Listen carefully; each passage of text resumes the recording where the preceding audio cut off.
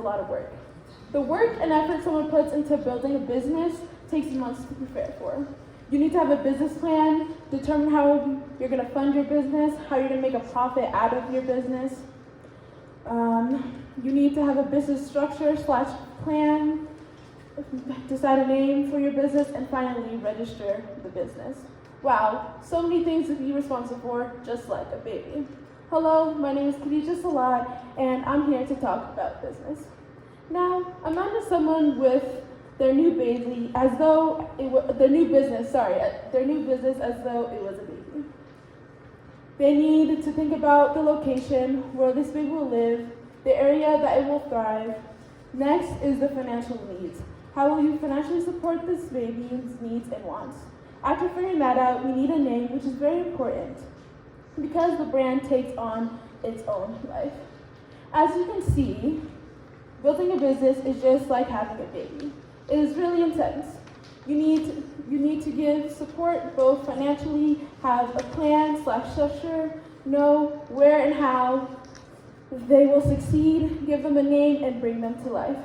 Now that you see that I'm not being crazy, let's talk about a business that is near and dear to me, my sister's, Waste Royals.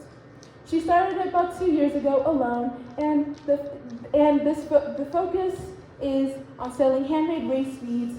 In many African countries, waist beads are worn by women, and they symbolize womanhood, femininity, protection, and have been worn for centuries. Each color represents and symbolizes different meanings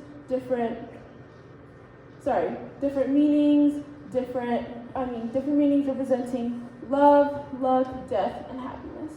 For my sister, taking on a passion that rooted in our strong culture and making it a business was the clear path. Now, here's a question for the audience. What do you think is the percentages of business that succeed? 20% of businesses fail the first year, and out of the 20% that succeeded the first year, 50 of them fail. So, what can you do to successfully run a business? The key factor to successfully running a business is to focus on your target market. Your target market are the people you want to sell your product to. What are their hobbies? Where do they live? How can your product benefit them and their lifestyle? What are people interested in? What do you want to bring to the table? If you don't focus on the people your product will benefit, then who do you expect to buy it? It's like selling tickets to a music concert. You don't want to sell heavy music concert tickets to someone who listens to country because they simply don't listen to it. If you want to sell heavy metal music tickets to somebody, you have to sell them to someone who listens to it. And this applies to not only selling music tickets and whatever, it applies to promoting your business as well. You need to be confident that your product will attract people, but don't focus on everyone. Bring your product to its main audience and keep your focus.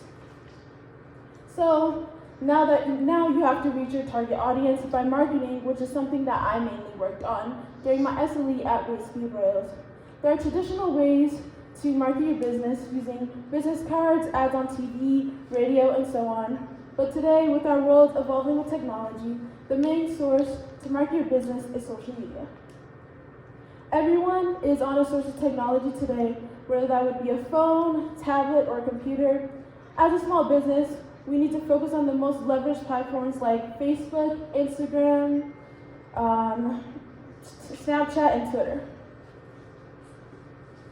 So, for the first few weeks, I worked on creating more content using design tools like Canva to create collages, post them on platforms. I use these not only to create a portfolio for Waste Royals, but also post them on social medias, which increase the activity on the Etsy site. Now, none of that matters unless you have a good website for your business. And for our business, Etsy is where we house our website. It allows people to purchase items. Customers can look at the quality of the item, the price, and any shop sales items as well. Working on Etsy allows people to do all of this, but the problem is that there's so much direct competition there, which makes it harder for our items to be seen by potential customers.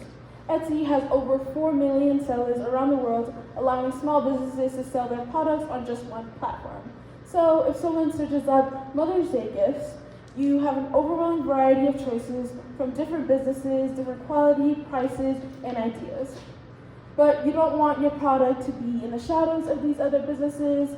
You have to stand out. One way to stand out on Etsy is to use what are called tags. Tags are titles that determine where your product will pop up on someone's search.